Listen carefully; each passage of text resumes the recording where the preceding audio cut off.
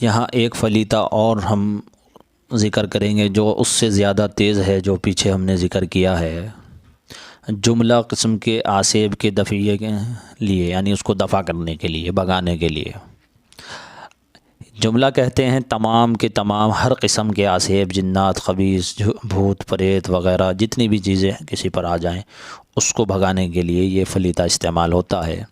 اس نقش کا فلیطہ بنا کر مریض کو اس کی دھونی دی جائے۔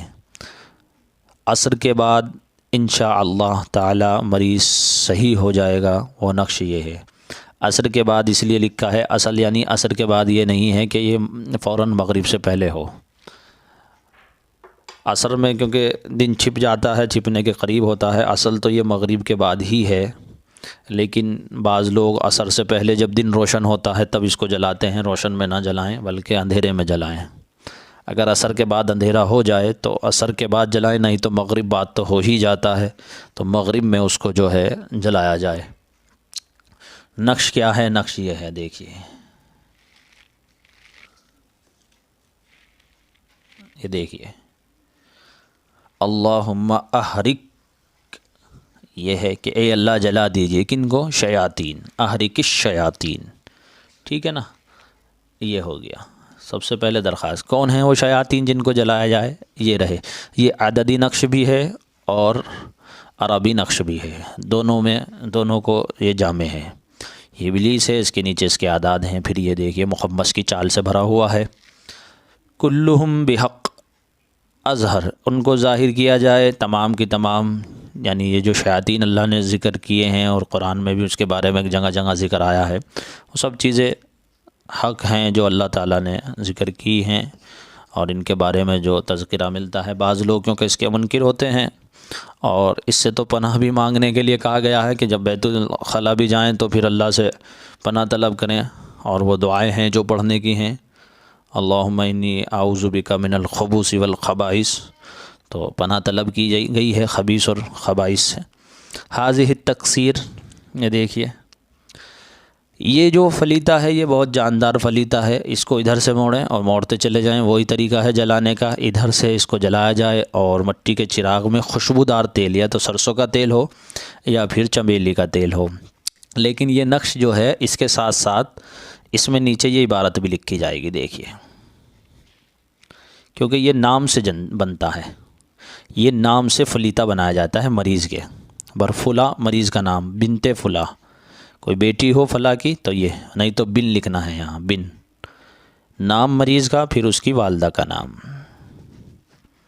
والد کا پھر بعد میں اگر بن لکھیں گے تو۔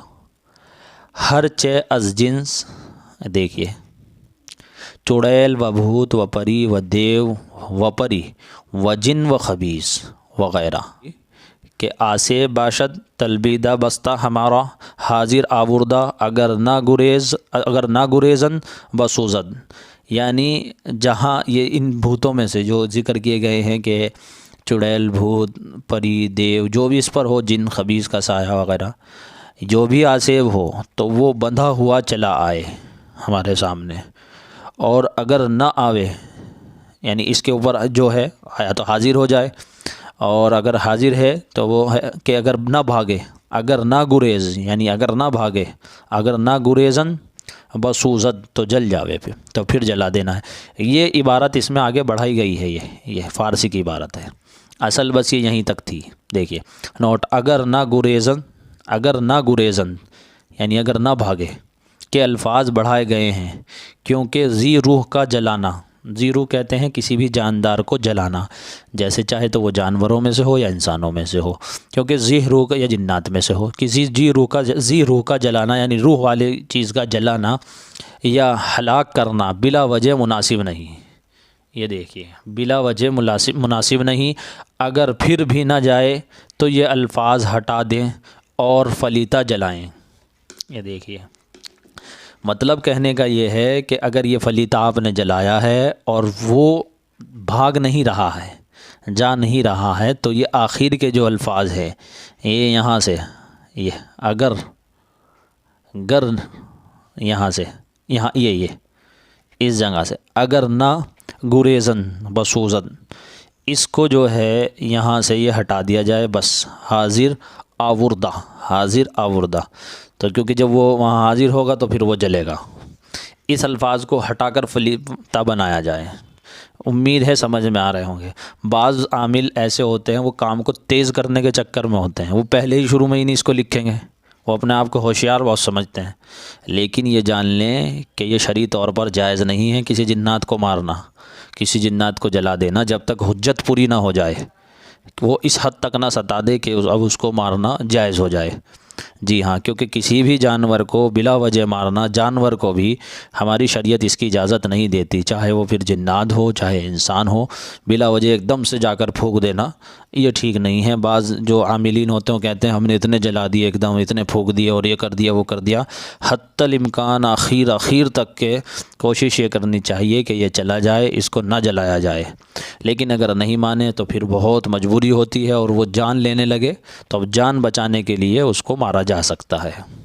امید ہے میری بات سمجھ میں آئی ہوگی، تو فوراً اس کو ہٹا کر نہ لکھیں بلکہ اس کے ساتھ لکھیں، مریض کو دیں، بھلے ہی وہ آ کر تم سے ایک بار شکایت کر دے کوئی مسئلہ نہیں ہے، لیکن کسی کی جان کا آپ اگر حفاظت کریں گے تو بہتر ہے۔ نرمی کیونکہ اس مخلوق کے ساتھ بھی کرنی چاہیے جو زمین پر بسی ہوئی ہے، اگر آپ ان کے ساتھ نرمی کریں گے تو آسمان والا آپ کے ساتھ نرمی کرے گا۔